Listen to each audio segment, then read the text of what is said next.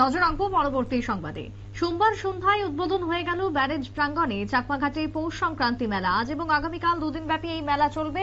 মেলার উদ্বোধন করলেন সাংসদ বিপ্লব কুমার দেব। প্রদীপ প্রজ্বলনের মাধ্যমে দুদিন ব্যাপী এই মেলার আয়োজন ছিল এবং আগামীকালকেও এই সংক্রান্তি মেলা চলবে।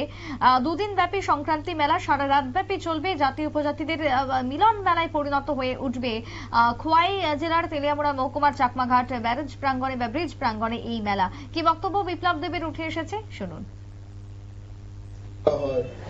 এগুলি আমাদের সংস্কৃতি। কমিউনিস্ট এত বছর শাসন করার পরও দেখো আমাদের সংস্কৃতি আঘাত করেছে, কিন্তু পিণ্ডদান বন্ধ করতে পারেনি, মাথা মুন্ডন বন্ধ করতে পারেনি।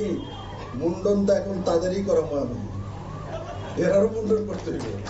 চিন্তা মাত্র এরাও দেখবা একদিন এই জিতেন চৌধুরীর দিকে ডুবকি লাগাইব, এদিকে মাথা মুন্ডন করবো। এছাড়া উপায় নাই।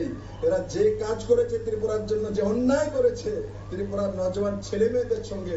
আমি তো বিপ্লবদের বেঁচে গিয়েছিলাম যে 1998 যদি আমি দিল্লিতে না চলে যেতাম তাহলে আমারও মাথা মুন্ডানি কমিউনিস্ট করে ফেলে দিত। যাই হোক মেরে মিত্র, এই কথাগুলি তার জন্য বলেছি, ইতিহাসকে ভুলার নয়, ইতিহাসকে পাথেয় সাক্ষী রেখে আগে যাওয়া, ইতিহাসকে সাক্ষী রেখে আগে যাওয়া। তার জন্য কমিউনিস্ট কি করেছে, কংগ্রেস কি করেছে, সেই ইতিহাসটা, ব্রিটিশ কি করেছে ইতিহাসটা তুলে ধরে বলেছি।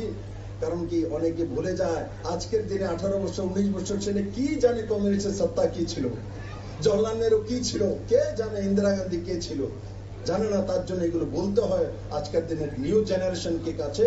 নিউ জেনারেশনকে যখন জানাবো ইতিহাস এটা আর বর্তমান এটা আর তোমার ভবিষ্যৎ এটা, তখন সে গিয়ে সর্বশ্রেষ্ঠ সন্তান তৈরি হতে হবে। আমি আশা করি ত্রিপুরার সমস্ত জনতা ওই দিশাতে কাজ করবে। সবাইকে অনেক অনেক ধন্যবাদ।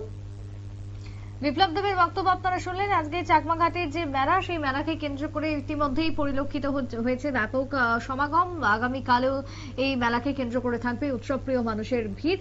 সকলের পদচারণায় পৌষ সংক্রান্তির মেলা একেবারে জমে উঠেছে চাকমাঘাটে। ছোট্ট বিরতির পর ফিরবো, সঙ্গে থাকুন।